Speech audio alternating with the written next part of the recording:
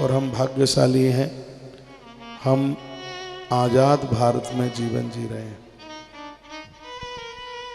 जितना आप देवी देवताओं से, अपने माता पिता से स्नेह पूज्यता का भाव रखते हैं, उसी प्रकार से राष्ट्र देश के साथ वही भाव रखिए।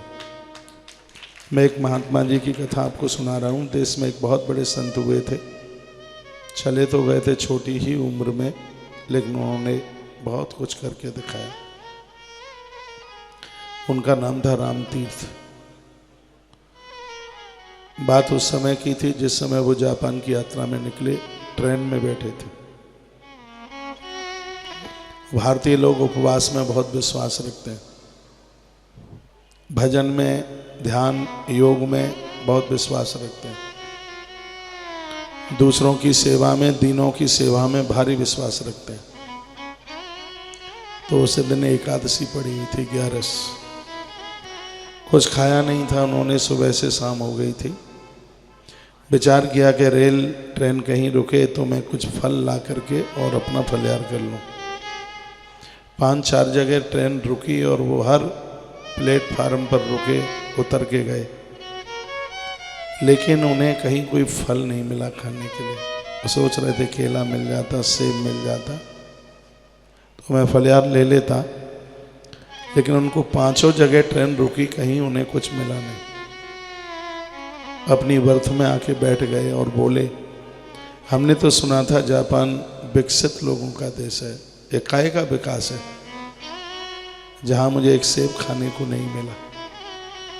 10th क्लास में पढ़ने वाला कोई बालक ठीक सामने बैठा था और उसने ये बात सुन ली। आगे गाड़ी रुकी, उतर के गया, गाड़ी ज़्यादा देर तक रुकी थी। वो मार्केट से 1 किलो सेब लेके आया, स्वामी जी के सामने उसने समर्पित कर दिए और कहा, आप ये स्वीकार करें। रामतीर्थ जी ने कहा, बेटा मैं 5 जगह उतरा, मुझे कहीं कोई फल नहीं मिला, तुम कहां से लेके आ गए? उसने कहा, गुरुदेव ये भारत नहीं है, ये जापान है। यहाँ चीज़ें स्टेशनों पर नहीं, यहाँ चीज़ें बाजार में मिलती हैं। खान पान की चीज़ पर ध्यान दिया जाता है, कहीं उस पर धूल ना लग जाए, और तमाम चीज़ों को ध्यान में दिया जाता है। इसलिए चाहे जहाँ खुले में यहाँ वस्तुएं, खाने पीने की चीज़ें मिलती नहीं हैं। गाड़ी थोड़ी देर के लिए रुकी तो मैं बाजार से लेकर के आया हूँ और आप ये खाइए। स्वामी जी ने कहा, धन्यवाद। पुरानी बात थी, उसको 2 की सिक्की निकाल के दी। पहले 2 का सिक्का चलता था, हमने आपने तो नहीं देखा हो, हमने शायद 5 के सिक्के से देखा है। आपने भी देखा होगा, 5 का सिक्का चलता था, 5 का चलता था, 10 का चलता था, 20 का सिक्का चलता था। 54 अठन्नी तो कल तक चलती रही है। 54 की दिया सलाई आती थी। हाँ, रेजगारी बड़े संभाल के रखते थे, समय की बात होती है।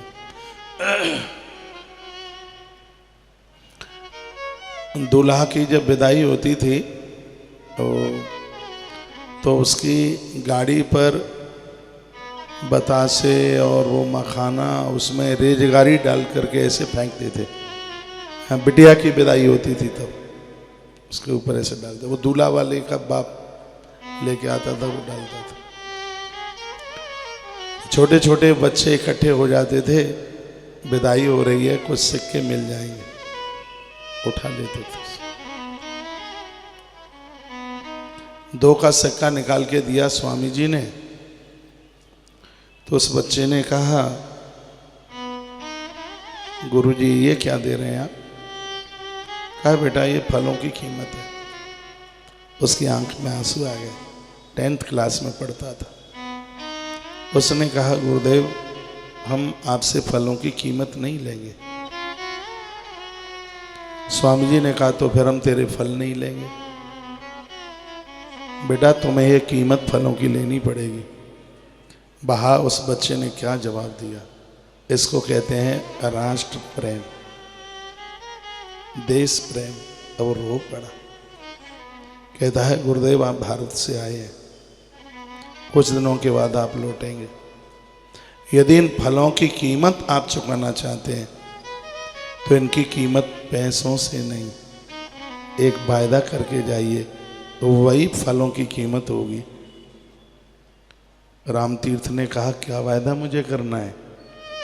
जब आप जापान से भारत लौटें तो अपने भारत में ये जाके मत कहना मुझे जापान में केला खाने को नहीं मिला, नहीं तो मेरे देश की बदनामी हो जाएगी। आंखें भर आई रामतीर्थ की, उस बच्चे को गले से लगा दिया और कहा बेटा जिस देश में तुम जैसे सपूत जन्म लेंगे उस देश की तरक्की को कोई रोक नहीं सकता।